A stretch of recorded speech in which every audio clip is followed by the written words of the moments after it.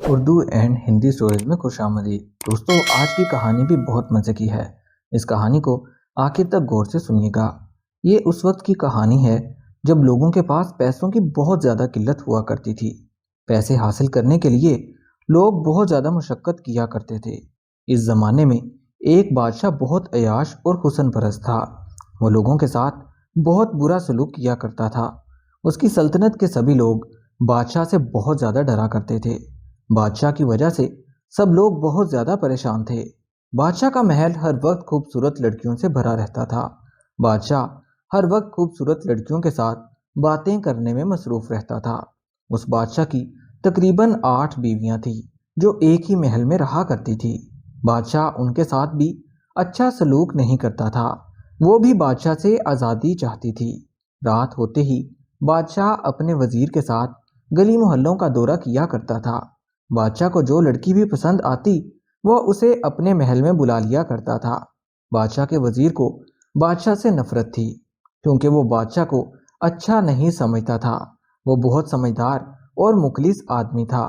اس نے بادشاہ کو باتوں باتوں میں سمجھانے کی کافی کوشش کی، لیکن بادشاہ کو اس کی باتوں کا کوئی اثر نہیں ہوا۔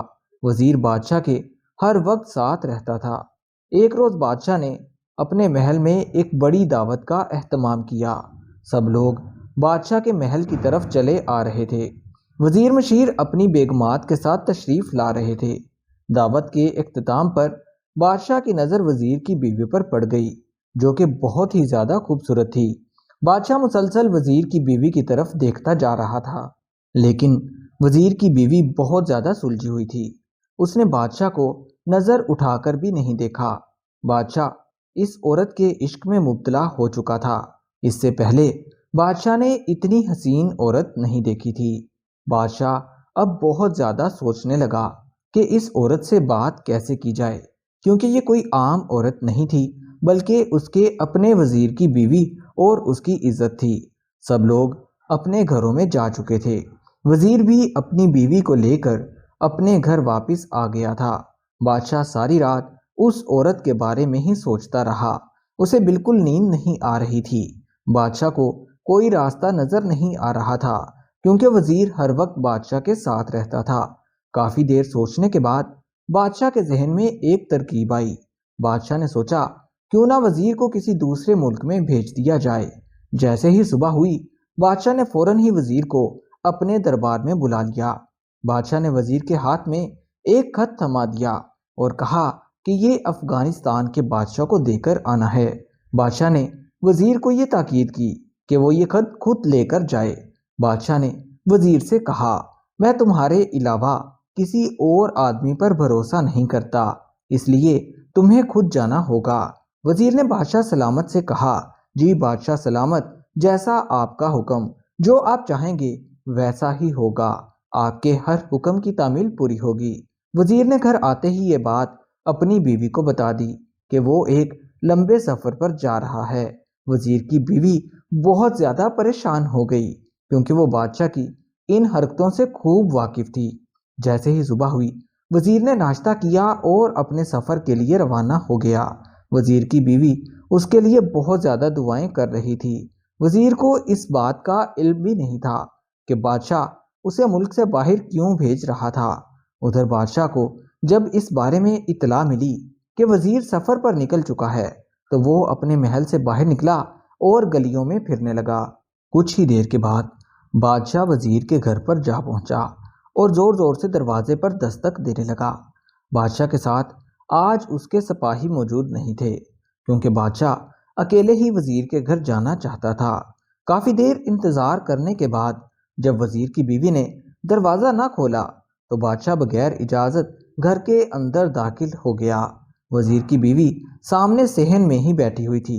وہ بادشاہ کو اس حالت میں دیکھ کر بہت زیادہ گھبرا گئی۔ وزیر کی بیوی بہت زیادہ حیران ہونے لگی۔ اس نے اٹھ کر بادشاہ کا استقبال کیا کیونکہ اس کے پاس کوئی اور راستہ موجود نہیں تھا۔ بادشاہ مسلسل وزیر کی بیوی کو دیکھ رہا تھا۔ وزیر کی بیوی نے بادشاہ سلامت سے بیٹھنے کو کہا۔ بادشاہ وزیر کی بیوی سے مسکرا مسکرا کر باتیں کرنے لگا اور کہنے لگا کہ میں یہاں سیر کرتا ہوا آ رہا تھا تو میں نے سوچا کیوں نہ تمہاری خبر لیتا جاؤں، کیونکہ تم اپنے شوہر کے بنا آج کل اکیلی گھر میں رہ رہی ہو۔ تمہیں کسی چیز کی ضرورت ہو تو تم مجھے بتا سکتی ہو۔ تمہارے شوہر کو میں نے اپنے کام کے سلسلے میں کسی اور ملک بھیجا ہے، اس لیے تمہارا خیال رکھنا میری ذمہ داری ہے۔ باتیں کرتے کرتے بادشاہ وزیر کی بیوی سے عجیب قسم کی باتیں کرنے لگا۔ کچھ دیر گزرنے کے بعد بادشاہ وزیر کی بیوی کے حسن کی تعریفیں کرنے لگا۔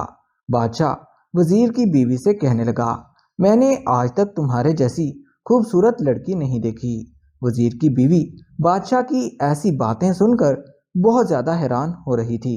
وزیر کی بیوی کو پہلے ہی سب کچھ معلوم تھا کہ بادشاہ نے اس کے شوہر کو دور دراز ملک کیوں بھیجا ہے۔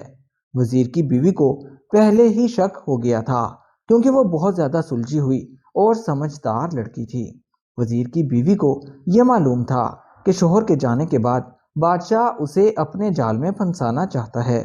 وزیر کی بیوی نے بادشاہ سلامت کو صاف انکار کر دیا اور بادشاہ سلامت سے کہنے لگی کہ مجھے یہ باتیں اچھی نہیں لگتی۔ میرا شوہر گھر پر موجود نہیں ہے، اس لیے آپ بھی یہاں سے چلے جائیں۔ یہاں تک کہ وزیر کی بیوی نے بادشاہ سے یہ بھی کہہ دیا کہ آپ کو زیب نہیں دیتا کہ آپ اپنے وزیر کے گھر آئیں۔ باتوں ہی باتوں میں وزیر کی بیوی نے بادشاہ سلامت کو کافی ساری باتیں سنا دی۔ اگر حکمران خود لٹیرے بن جائیں تو عوام انصاف لینے کے لیے کس کے پاس جائے گی؟